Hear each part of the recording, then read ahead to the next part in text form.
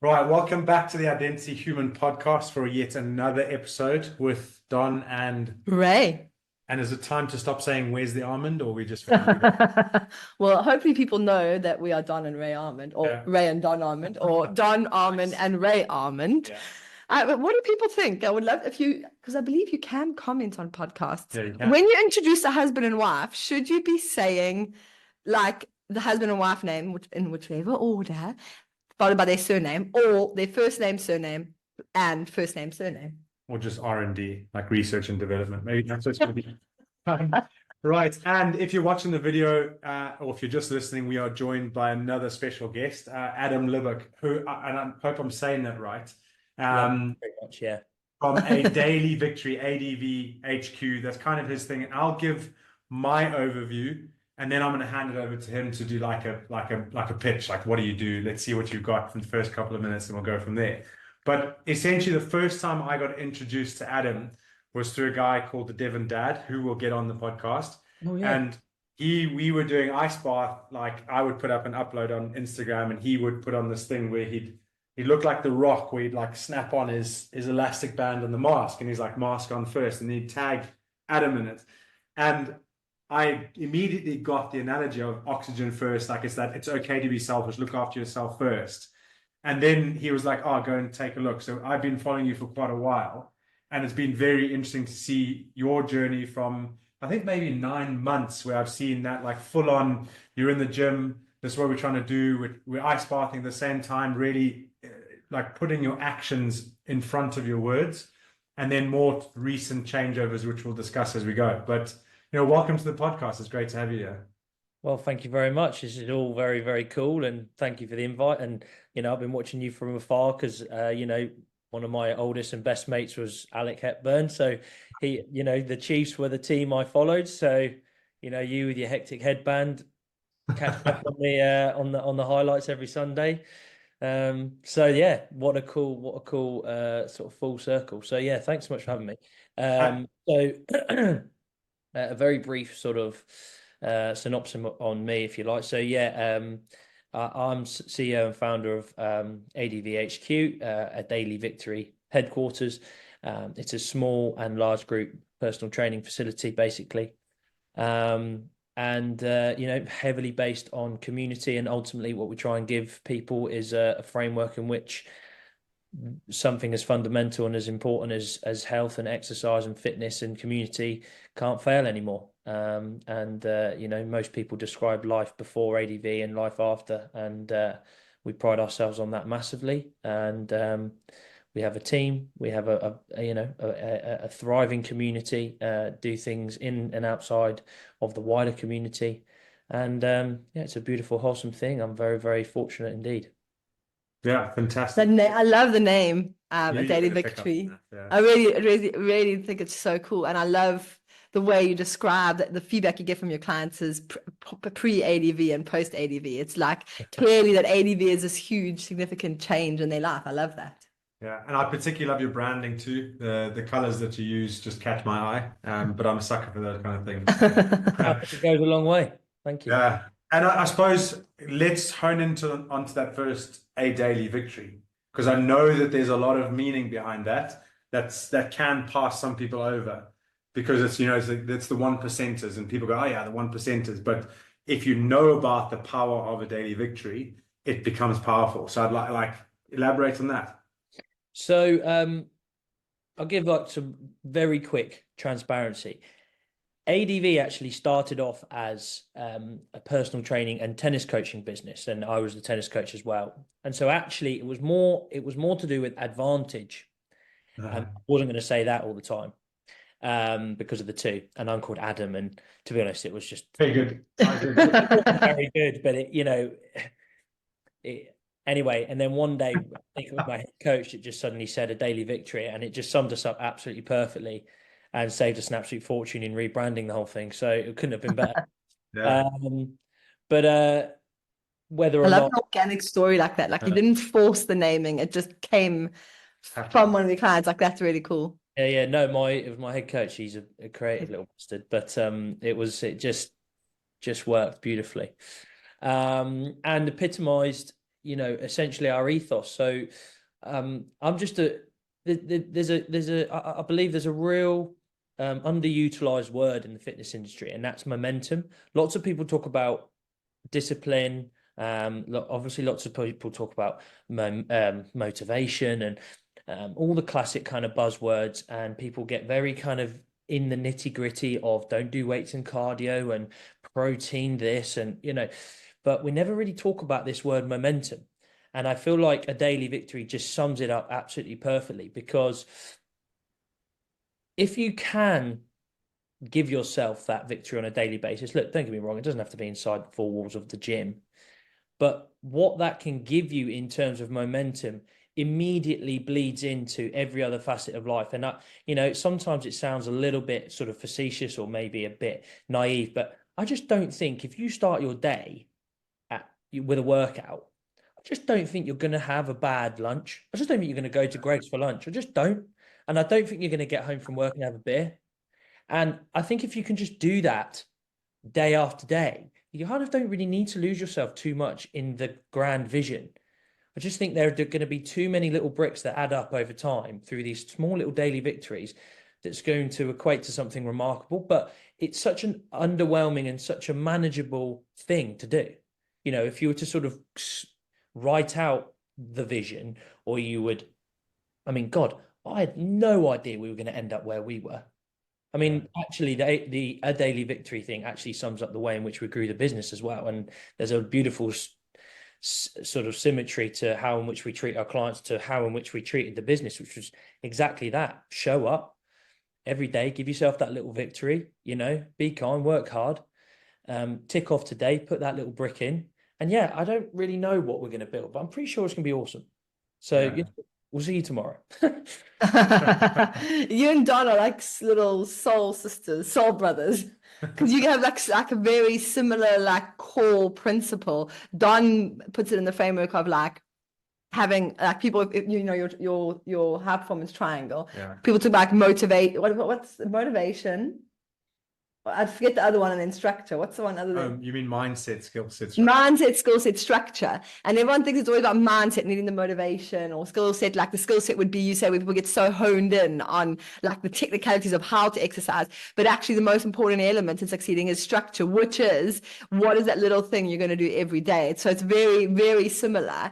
And so, yeah, I mean, that message totally resonates with me and hopefully with our listeners, because we've spoken to that quite a few times. And you've also, I mean, other ways we've seen it is like getting Ray to go to the ice bath on weekends. So it's something that she hates me for, trying to get her in. I know you get in, is she started to say it's just momentum. So like Newton's law, we started to say it's like Newton's law. Once you're in motion, just keep going. So she would stand by the kitchen door, because at the ice bath there's outside, and she'd play her Sound of Silence, like darkness, my old friend. And she's like, once I get going, I'm not stopping. So once I will open that door, I don't stop till I'm fully immersed in the water. So that's a very micro example of life. And what you're trying to do is like, it's just every day have a victory. And it doesn't have to be huge, but it has to be something you consider a victory. And the word you used there was really good. As long as you've got always lots of little bricks building up, you're going to have a very solid foundation. And there's beauty in that. I think like you've nailed, and I hope by bringing that up, people that are listening to it, whether it be your audience or someone else in our audience, they go, actually, that little thing that I did today was enough. Because sometimes we don't. Not so little, you know, not so little enough to manage, but you know, people, you know, it's another way of saying what I was saying before, but people love the macro and people so miss the micro. And it's the same in communication, it's the same in leadership, running businesses, health and fitness, whatever. People love the macro. People love the big stories, the big victory, the leadership books, and the Wolf of Wall Street, you know, speeches in front of, you know, with the microphone. But just go over. Have you asked them eye to eye today? How are they? Yeah. Little things. Have you tapped them on the shoulder and said, "Great job"? You know, micro, but it gets overlooked. So, you know. I really enjoy the fact that you've tied all of those things in. And that's like you being on this podcast for the audience, what we're trying to achieve is exactly that. Is usually you'd be on a health and fitness podcast talking about health and fitness and arguing health and fitness. But realistically, you're not it's that's a mechanism, that's a vehicle, but it's the same whether you're a business owner, a parent, a leader trying to be healthy. It's these, you have to understand the principles are the same. And it's so good to hear you talking about that and then connecting all those other dots. It's the same little things that you do for yourself daily that count if you're a leader. It's the little things that are going to be the most important. So I suppose leading on to that is wherever you're going to end up, you're going to end up, you're enjoying the ride as you go. But what has been in, say, the last 3 to 6 months, there's been a few changes in your life. What are some of those? What are the challenges that you faced, and how have you gotten through those? What's been the most empowering things? Yeah, so I mean, the last sort of calendar year or so, I mean, I would say I'm always kind of quite conscious of my language of saying it's been hard or it's been tough, because Yeah. I wouldn't say my life is hard, like, waking up in a prisoner of war camp, that's hard. But it's been very intense and it's been very challenging. We had our second child back end of last year, which meant we had 2 under 2. We've got 2 under 2 still, they're both supposed to be sleeping, but I can see one wriggling actually. So we might have our first authentic break in the pod. Trust me, I'm a dad. I promise, listeners.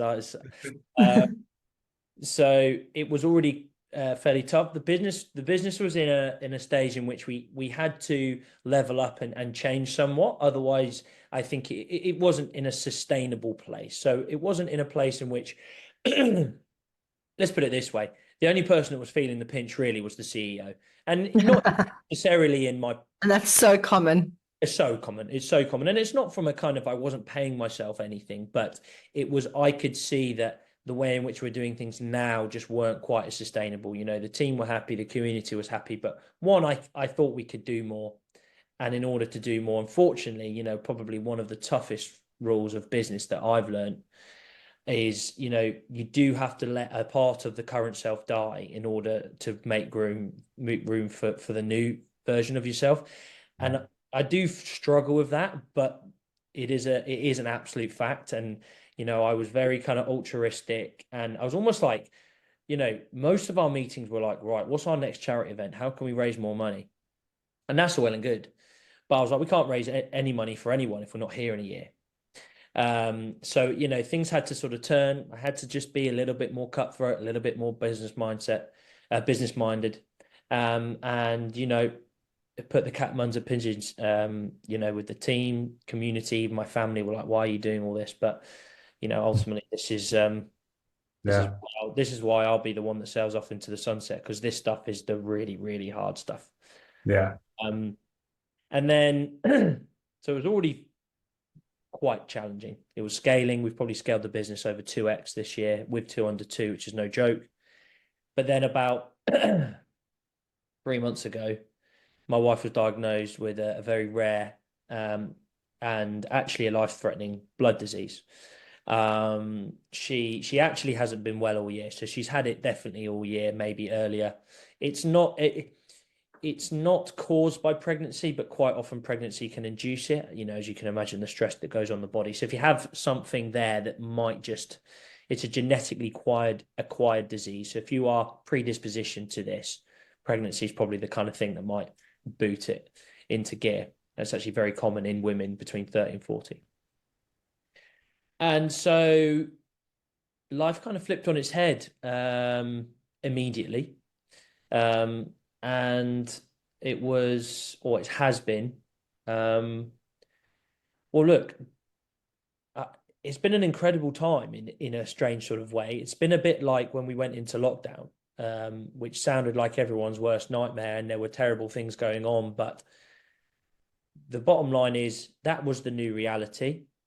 And actually, if you got on with it and you embraced it, there were lots of silver linings to take from it and, to absorb and to learn from. And so, for example, before this, any business owner out there, if you want to kill your happiness, check your bank balance every day. It'll kill you.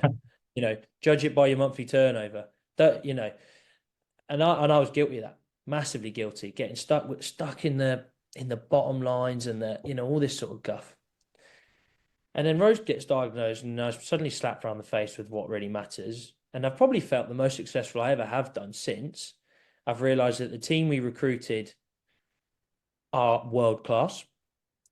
They've realised they are capable of more than probably what they thought, because they've not only been given the freedom, but literally they've had to. And they've thrived and they've flourished. And if anything, the business is better with me out of the way of it. And it's fantastic lesson even for business. Like business owners just often just need to get out the way. Totally. They are the things slowing their team down often. You hear it all the time, but I mean, you're not wrong. Hire people that are better than you and just let them run with it, mate. You know, and you just stay in charge of the vision. You just stay in charge of some of the cash, And the culture. You look after them. Yeah, you produce that culture of you know, that fine balance between, you know, family and colleagues. So it's not unconditional love, but also it's not conditional. You know, whatever's in between there. And you know, so you know, basically for someone who was heavily involved, I was pretty much on the floor every day in one form or another. Maybe even from a sort of helicopter CEO point of view, like I didn't even need to be there, but I just was. I haven't done a minute on the gym floor for 12 weeks. And you know, I've had some, you know, some remarkably sort of unbroken time with my children. Sometimes, unfortunately, because Rose has been away, either getting treatment or resting from the treatment.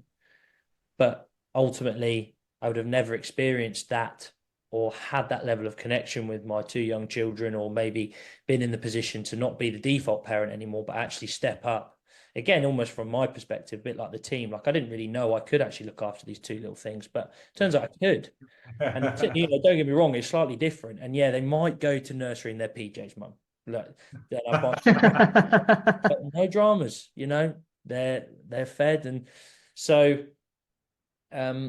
it's been a life defining time, and we are unfortunately still quite in the woods with it. The course of treatment that she originally went on, it hasn't really worked. And you know, sort of for some perspective, it's a 1 in a million disease, this, and she is now in the 20% of people that don't respond to this initial treatment. So now it's a 1 in 5 million. So, you know, we go to King's College quite a lot, which is the specialist college in London, the specialist hospital. And even they're a little bit like, okay, not exactly sure what's going on. We have some steps to go to, luckily. As I said to you guys off air, about 15 years ago, it was like a death sentence. Luckily, there is this treatment now. Well, I say luckily, it's not worked, but there are other treatments coming in. Literally getting licensed in the UK this week, so, or this month. So, you know, I mean, I'm just kind of looking forward to the future, because I'm like, there's no way any other year is ever going to be able to hold a candle to 2024. So I think we've got, excuse me, we've got 3 more months to not die, any of us, or go bankrupt. And honestly, without getting too sort of arrogant, I think the rest of life is going to feel like an absolute piece of piss. Yeah. You know, soon these kids are going to be out of nappies. They're going to be on top of the treatment. The team are already taking care of the business. Happy days. Yeah. What an amazing story. Yeah, and what, like, you're in the thick of it, and to hear your mindset is really I kind empowering. of am excited to see how, in terms of from a leadership perspective, I always say, like, what did I say in the kitchen again? Perspective is gratitude, or gratitude is perspective. And then I say changes gratitude perspective. creates perspective, or And changes perspective. I always feel like those that can lead best. So you see in businesses, the ones that like create, you know, that psychological safety is those ones that you go to, and with, it doesn't matter how big the issue is, they go, doesn't matter. And there's worse things in life. We'll find a way. Obviously, it's different if it's about to crash a business, then they're well within their rights to panic because there's mortgages on it. But there was a I can't remember what podcast it was, but Schalk Brits, when he went to play for Sarries, and he's from South Africa, and he says he pitches up, and Mark McCall and the old guard were still in charge with all of his support crew. And Schalk Brits comes from, say, Stormers, where it was like Afrikaans, we do or die. If you don't win, you know, you're going to go and sacrifice your family, because we feel so bad about it, because they love rugby so much. And he said they played a team in the first game of the season. I can't remember which team it was, and if I did, I wouldn't name it because I don't like to make them look bad. But he said it was like they lost to a team they should never have lost to. Yeah. It wasn't Chiefs. And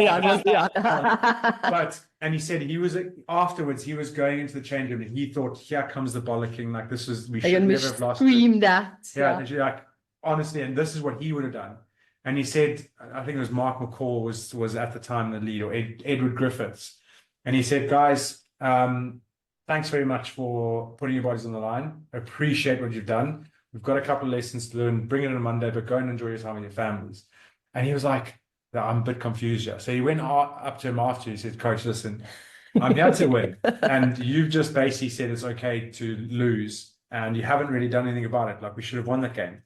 And the coach was like, listen, Skulk, I work in an ER. I see people coming in, losing their family members every single day.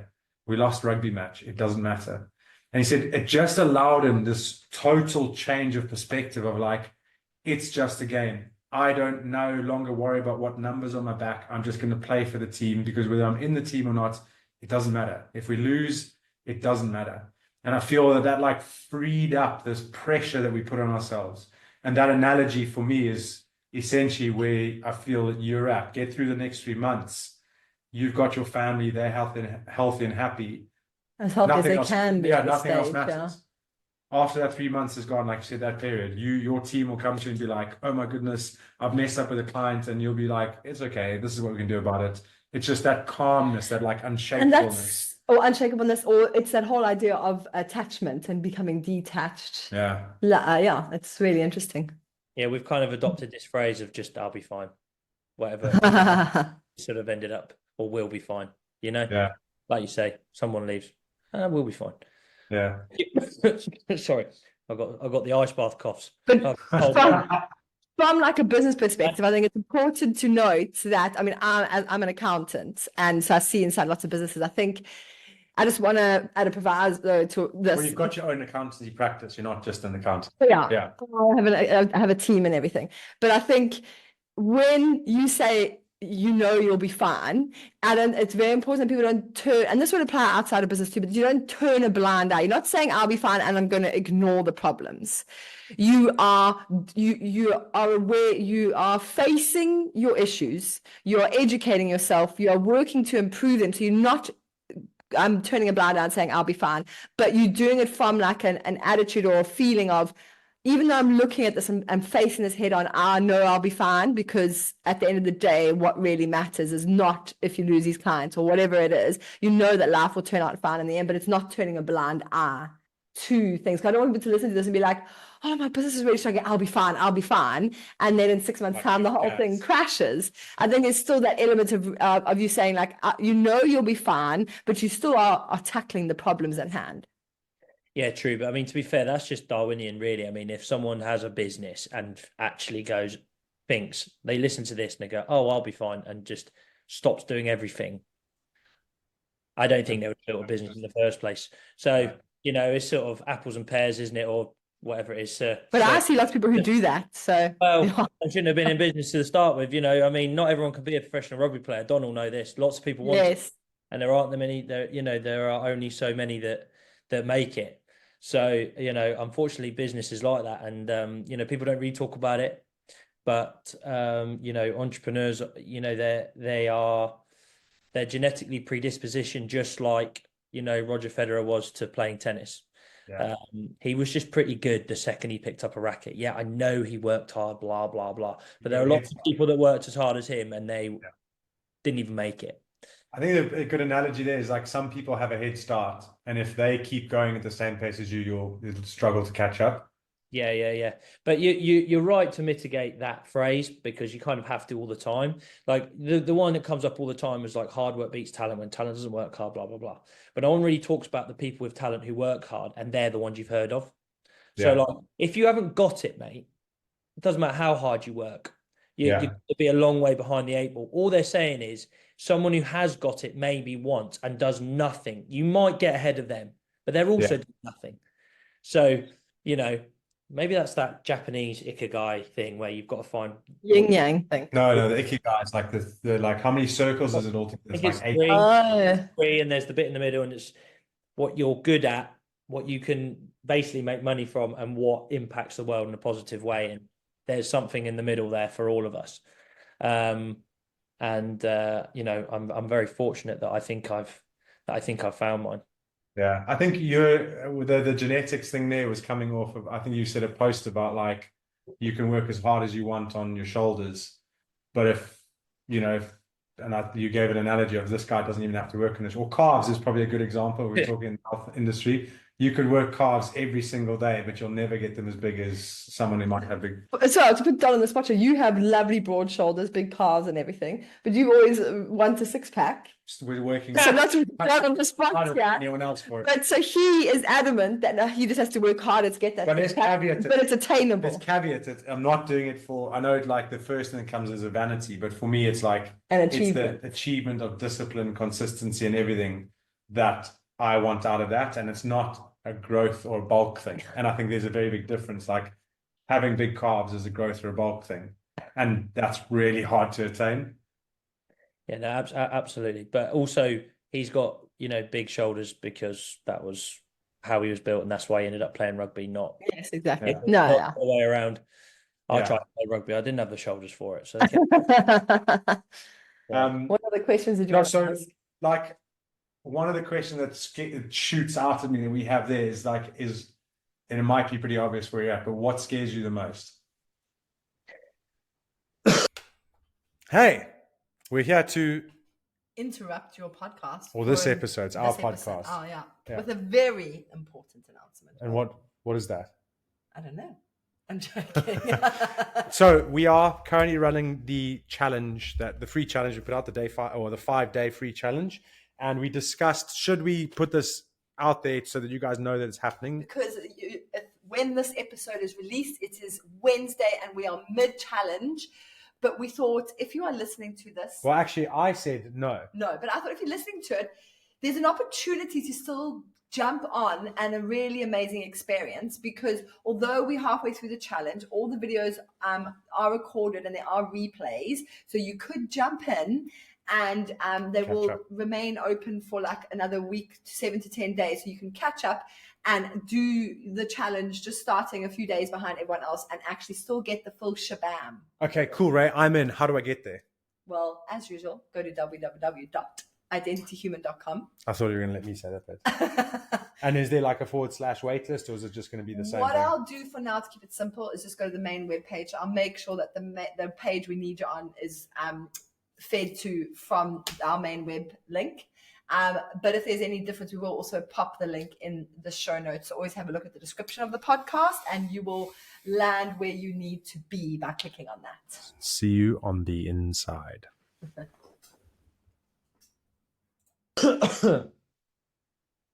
gosh, what scares me the most? Big question. Yeah. Well, It's a big question. Give him a moment to think. I've had my fair share of sleepless nights this year about things that scare me. But luckily, this situation with Rose, at least in the light of day, kind of pulls me out of it. But sometimes even that perspective can't help you at 3 o'clock in the morning. But yeah. it is what it is. There's your other caveat to being a business owner. You know, you can't have your cake and eat it. What scares me the most is I have maybe an unjustified belief in what I'm able to achieve on this rock in my time. And I'm desperately, desperately scared and frightened that it doesn't happen or it's not fulfilled. That's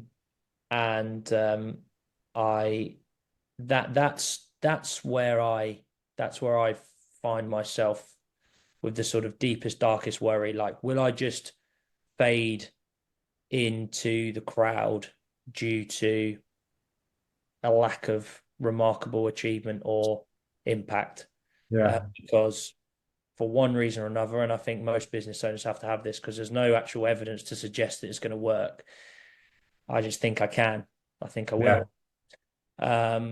And I think I will to a degree where a lot of it will be quite serendipitous. The right person will see the right thing at the right time and, you know, boom.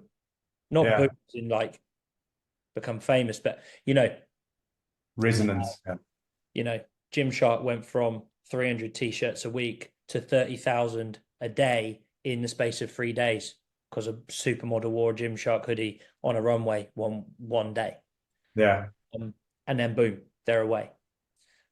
Maybe a So what is your vision then for ADV HQ for the next 3 to 5 years? Well, I tell you, if I'd sat down and wrote a 3 to 5 year vision 3 to 5 years ago, I don't think we'd be where we are now. And I think it would be, I think we'd have sold ourselves short. We'd have probably been terribly British about it and potentially even handcuffed ourselves. Either maybe get to where we said we were going to go and stop. Yes. Or potentially ruin the process. So I'm not really a big fan of the sort of 3 to 5 year plans or the 10-year plans, particularly from what's elicited over the past few years from kind of having no real specific plan. Yeah. Ultimately, the vision and the goal is to, have as positive an impact on as many people as possible, personally, through the brand. I'm a big fan of kind of going quite narrow and very deep. So not necessarily going viral and touching lots of lives, like a little bit, but really honing in on my tribe, whatever that may be, maybe expanding out into my small following. I don't know, but that's always the thing that's kind of pulling me forwards. And that's I think that's an important thing about vision. It needs to be bigger than your current reality. And that's the thing that pulls you forwards. If it's fear of not becoming what you were, I feel there's only so far that push can get you. And sometimes what I talk about with maybe some of our clients, the classic fat kid, I don't want to be fat. Well, that fear of never being fat again is only going to be able to push you to a certain level. But what we really need to do and what you deserve is to create a vision that pulls you forward, that's way beyond what you're currently capable of, but that nonetheless is massively achievable. So I wouldn't say I've got a 3 to 5 year plan. Like I say, if I had written one 5 years ago, we wouldn't have been where we were now. I mean, to be fair, we were in lockdown 5 years ago. I mean, well, actually, we're about to go into it. So yes.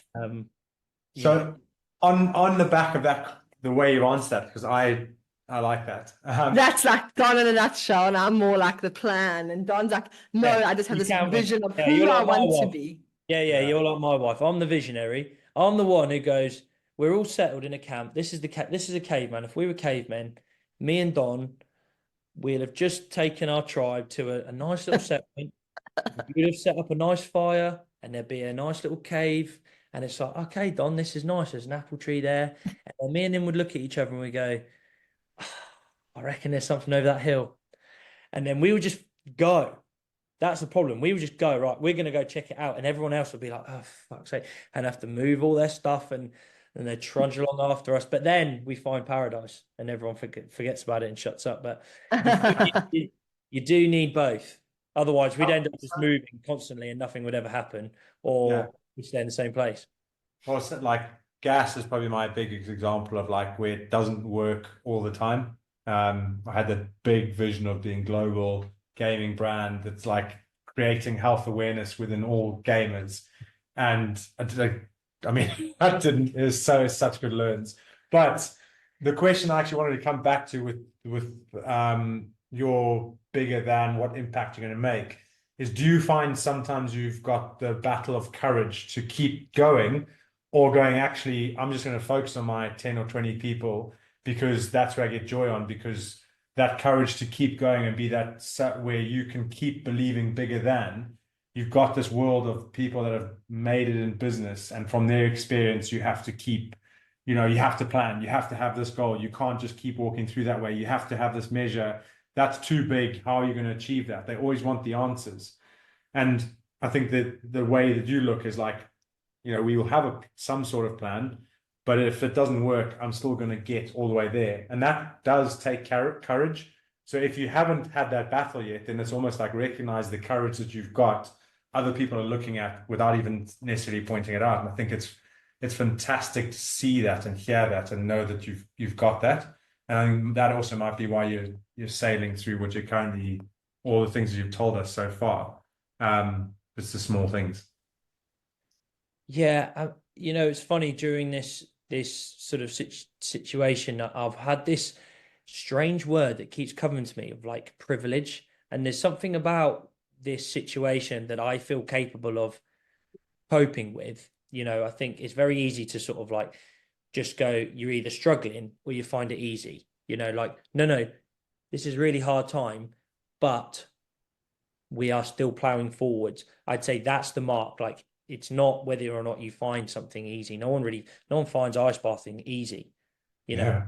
still freeze your nuts off when you're in it. You either just stay in for the 2 minutes or you don't. You find ways in which to deal with the difficulty. And yeah, it's been almost like, oh, this is what we were preparing for all this time. I didn't realize, but you know, I'm not a religious person, and sometimes I feel like the universe has maybe got a plan, but you know, during this time, there's just been an element of, I'm glad they chose me for this, you know, Yeah. and I'm glad they chose me now as well, because even a year ago, 18 months ago, when we didn't really have a team, or you know, it was fledgling, we'd have been in a very, very different position. So, um, I guess if kind of courage is all you know, then it doesn't really feel like this just what you do. And again, you know, I sort of said it earlier, it's a bit Darwinian, it's slightly sort of genetically predispositioned. Like, you're just either a bit like that or you're not. Yeah. Just really don't feel like, you know, I fall out with business mentors all the time because they promise the dream. And I'm like, do you ever actually sit down with any of these people that you're potentially working with? Do you actually find out whether or not they have it or not? It's just exactly the same with like, imagine someone on the internet coming up and being like, I can get you on the ATP tour, and never really seeing them play tennis. And it's like, bro, you're full of shit. They might be absolutely hopeless. I don't care what program you've got. I don't care what I don't care what coaching qualifications you've got or what you've done with them. They might not have it, you know, for whatever reason. So yeah, it's been a very interesting time. Like I say, it will define our lives really. There's certainly an element to it, and you know, you build perform wrong, build wrong, but give us a platform in which to build a life from, shall we say? Not necessarily kick on, but a kind of basis of perspective in which we can look upon the world and our lives from here. And I think it will be a real blessing, really, in the end. So I have a question for that, like some information that you could give our guests or ideas. So our target audience is parents of young kids, exactly like you, who are in business. And like it's this intense stage of life where you have these kids, like kids at an age that they do need a lot of attention and love and help growing up. And you've got a business that you're probably also trying to help grow up. So like that, the stage of life you're in is like where we find people struggle the most, what Don and I have experienced, and the tools and sort of things we put in place to help us really empower ourselves through the stage of life so that we are thriving and not just surviving. And I know from talking to a lot of my friends that are in this similar stage, there is very much people get stuck in the survival like sort of state when they are maybe either have like a high-powered career or trying to grow a business and they have young kids. So just to conceptualize that, my question to you is, talking to people in that scenario, what is like a piece of advice you could give them to implement now that would make a big difference? If there was like one takeaway from today. Don't try and find the easy, because it's going to be chaos for a while. And I think actually the work to be done on embracing that will get you further than most work to try and reduce the chaotic nature of what your life's going to be for a little while. I don't mean, a bit like what you said earlier, I don't mean just like make it chaotic, but the reality is this will pass. You know, as we say with young kids, this will pass. Good times, bad times, it won't last. And so I would certainly say, yeah, embrace it, because there's going to be lots of elements to your life right now that in 5 years are going to be gone and you're going to miss about it. But if you do want a kind of slightly wanky technical thing, if you, I do truly believe that absolutely being concrete with your boundaries. You know, I run my business with Rose as best as sort of she can at the minute. I mean, considering what she's going through, she's remarkable. She still does an awful lot, but and we haven't got this down to a T, by the way. But when the boundaries blur from family time and business time, that is when things start to, I think that's the beginning, not of the end, but of a very slippery slope. Like, just if you're going to take your kids to the park, just take your kids to the park. Because if you try and answer an email there, the email will probably have a typo in it, and you haven't even Focused on your kids. Yeah. time with your kids. Now, look, there are going to be times in which you have to pull, sometimes in which you have to push. There are going to be some times in which you can spend a little bit more time with your children and embrace it. And sometimes you are going to have to miss bed and bath time to do whatever it is you may have to do. Or so being as concrete with your boundaries in terms of like, look, when I work. All right. So get out the house or have an office. You know, it's another thing that we kind of struggle with because we don't really have an office. We have the gym. And the rest of it's kind of done here, and then the kids are here. So it's been a very, very difficult learning curve.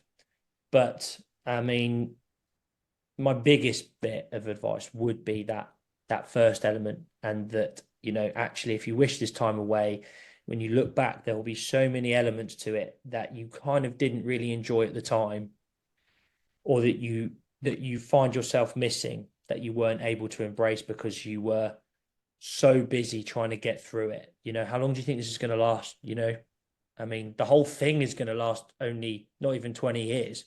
And I know that sounds daft, but I mean, I've already been in business like 13 years, you know, so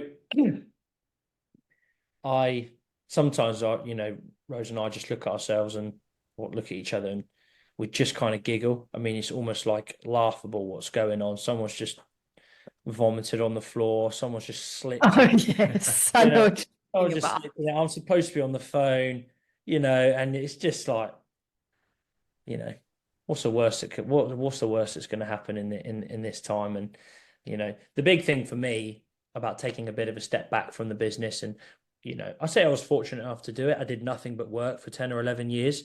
And when everyone was out partying, I was working. When everyone was going on holiday, I was working. When everyone was buying houses, I was investing in the business. So I don't feel kind of lucky in the sense of like it just happened. But you know, being able to take that time away from the business, one, it was like the ultimate pat on the back ever, and way better than any sort of car or holiday. But two, it was that very strong sense of like, well, look, if I don't get this bit right, then nothing else will ever matter ever again. So it's actually okay if we don't keep our foot on the accelerator with this business. It's actually okay. I know everyone loves growth and everyone's growth mindset, and you don't want to listen to a podcast with someone saying you can kind of just stay where you are for a few years because it's not very inspirational, but you actually can, you know, with mitigating circumstances. And actually that's a massive win.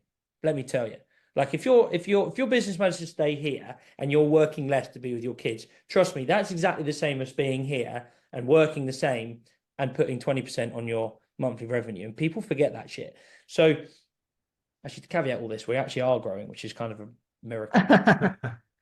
The principle is, what on earth would matter ever again if, you know, I wasn't able to be there for, you know, the children when Rose is away and they feel very unsettled, or to after Rose, or, you know, like those people that need fitness training out there, they're going to still be there when this shit calms down. They're going to be there forever. Trust me. So that's been a big thing sort of pulling me forwards. There'll be a time and a place. Look, if there's one thing there's plenty of time for, it's profit and money and all that guff. Yeah. There is not plenty of time for, you know, young for family and kids. It just isn't. Yeah. The way I wrap that principle up and a message to deliver to people is that people always, I mean, there's a turnover and growing your business bigger and bigger, whether it's turnover, more staff, it is very much like a vanity thing. And business owners so often forget that their business is there to serve their personal life and not the other way around.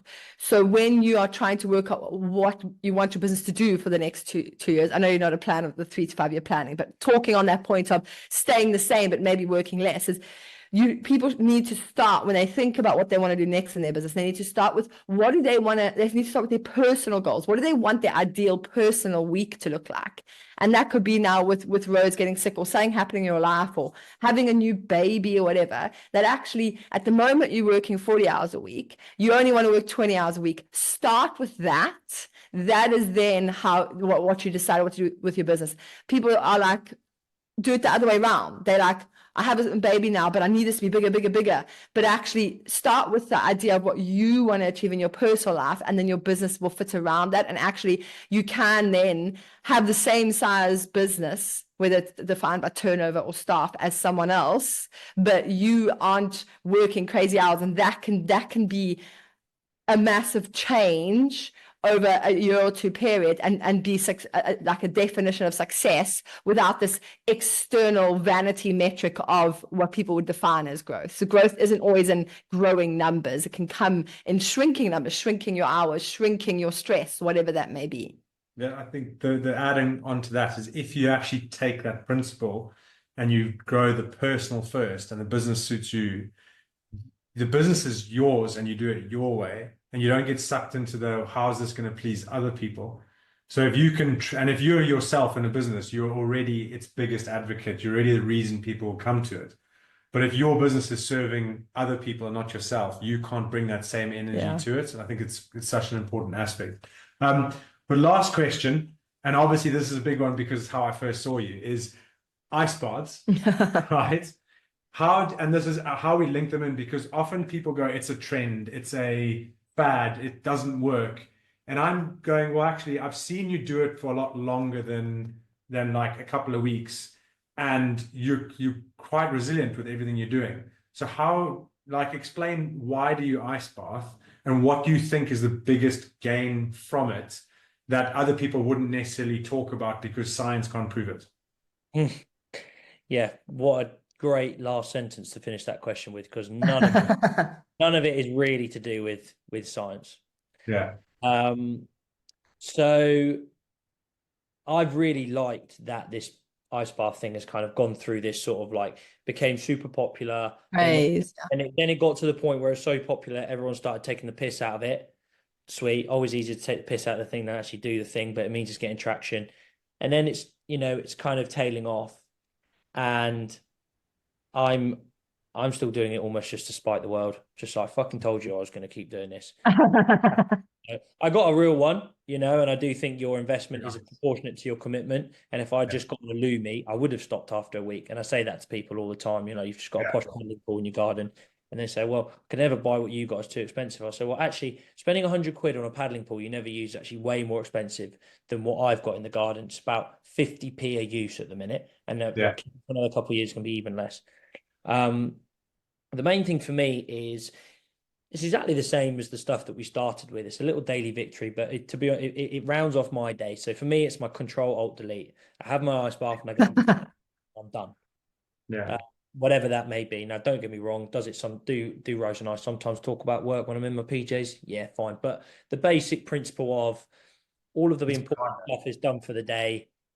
It's, despite what's going on, quite a busy mind. And I get in that thing and I get out and it's like, cool. It's like today's done. Well done. I also like going to bed kind of chilly, because then you can snuggle up and you sleep really well. But it's, ultimately it's what the ice represents. It's just a physical representation of me doing something quite difficult now to benefit my future. And do we know exactly how? No.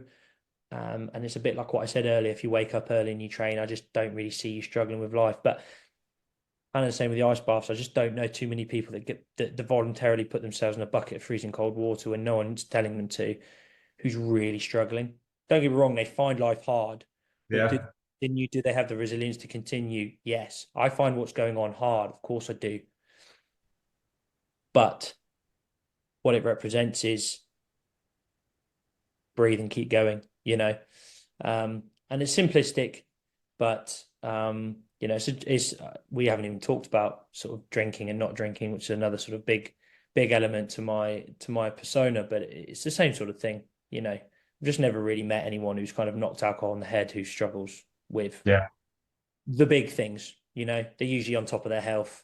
They've usually got a pretty good relationship with their family. They usually don't hate their job, and you know, they're not controlled by their emotions. And you could apply that to exercise or even ice baths if you want to. But so did you stop drinking after ice baths, or have you never just done it? I stopped drinking 8 years. What we're in now, the 10th October, 8 years and 9 months ago. So January 1st, 2016, sorry. Were you a heavy drinker or just a social drinker and you just decided it wasn't adding value to your life? Well, interesting point. No one really batted an eyelid at my drinking habits, so they would have been considered normal, but it was heavy. Yeah. But trust me, it would have been nothing. It would have been nothing that you wouldn't have seen at any rugby club or any club or really any Friday or Saturday night in any major town in the entire country. It is insane how scales get and what some people perceive as normal. And when you move away from that thing that everyone does and you get a different perspective, how abnormal stuff can seem. And this is not to be judgy. It applies to so many areas, not just alcohol consumption. And so, it's I mean, there's alcohol is probably the most obvious way of like, you walk in and you're like, I'm not drinking anymore. And everyone goes, are you, like, I know you said it, like, are you okay? Is everything, like, what's the problem? I don't trust a person that doesn't drink. And you're on the other side and you're like, how do people not see? I mean, Don's down to drinking only on very special occasions, so once or twice a year. And I'm down to drinking once every 2 months, and that's one glass of wine. And people just react so weirdly to you saying, like, no, I don't drink, or I just don't want to drink. Like, there's this, it's a weird relationship with alcohol. It is, and I think I saw someone that said the most interesting thing about when you stop drinking or you don't drink, it's not that people don't like you, it's the fact that you're challenging them because some of them don't want to do it themselves, but they haven't found the strength to. So they get offended that you have found the strength not to drink and they can't do it. And that's that we judge others how we judge ourselves. So they have a go at you because they go, come on, why aren't you drinking? Just come back. You know you want to do it. But essentially, they're just trying to be like, no, let's belong. I think that's another added layer to people that are trying to stop drinking is they go, I can control and not do it. But when I'm around my friends who I adore and they have an issue with it, it's going to take me back into thinking I need to belong by drinking with them. Yeah, well, I mean, luckily, I'm kind of at the other side of it now. It is just a part of me, and I owned it a long time ago, and I've been on sober stags and loved every second, and the lads have been completely sound. You know, a big bit of advice I'd give you if you do want to give up drinking is if you own it, people don't take it. If you have a little crack in your armor, then people will find it and they'll gouge it open. Yeah. But it's funny, people are actually surprisingly okay with it when you are completely matter of fact. And I don't mean matter of fact in the sense of like, no, I don't drink because it's poisonous and it makes me feel depressed. Yeah, like you don't explain. I would say that the situation you guys are in are harder than the one I'm in because you still kind of drink, which means every time there's a drinking occasion, that could be the one that you do and you're not. So that it's more like, well, why aren't you drinking at my thing? You drank at their thing. Plus, you still have that decision of like, well, we did drink last month. Well, I could have one beer tonight. What have I got? Whereas my conversation is fucking easy. Do you want a drink? No, done. Yeah. But I've been there for a long time now, so it's I'm kind of. I got to. I know Ray said once or twice. I haven't drunk the whole year, but except we had a thing for your birthday. I think for my birthday, and you felt the pressure. And no, not the pressure. I think I'd gone. I always do things for an experiment because I'm like, I've gone through this, now I'm going to see what it's like if I was to trip up, and what's the after effects of that. So even ice bars, I've gone from daily to going once a week because I want to see where does this lead me. So when he's still cold showering daily, but when I'm offering advice to other people, I want to know what their journey is like so I can truly like touch point with them. So when I came to my birthday, I was like, okay, I'll have the Prosecco cocktail because I had friends over and everyone does cocktails. And I drank that and I was like, I just didn't enjoy that. But the other people that respected me for not drinking were like, are you drinking? Like, why are you drinking? They were bought this like shocked. non-alcoholic one, and I I work. felt bad because I recognized that I was at some point representing a thing that they're like, yeah, I'm going to do that too. And then all of a sudden I was like, I'm drinking again. So I got a cider with a friend after that, had half of it. And I said, you know what, actually, I don't need this. Like, I'm done. I said, do you want the rest of it? They said, yes. I just didn't have any more. I was like, I I tried it, really didn't enjoy it. And I just, yeah, it's just one of those things, like you said, like once you're through it, even when you try it again, I don't see me flipping back into drinking again because it doesn't add any value to my life. Mm. That, But that makes that's a really common cycle to like give up, have a slip because you haven't drunk in ages. You know, a big thing that people say, because a lot of people in my community at least try sobriety, or lots of people do at least dry January. In fact, I don't even promote dry January because I think it actually reinforces our poor behaviors with alcohol. Because one, January's toilet anyway, and then people associate January with not drinking, and it's actually because it's January and it's dark and it's cold. It's nothing to do with the fact you didn't drink. And also, the only reason that people are doing dry January is because everyone else is doing it, which is that same reason why they're drinking in the first place. So it doesn't really affect, or it doesn't really address any of the initial issues. Anyway, Yes. the by.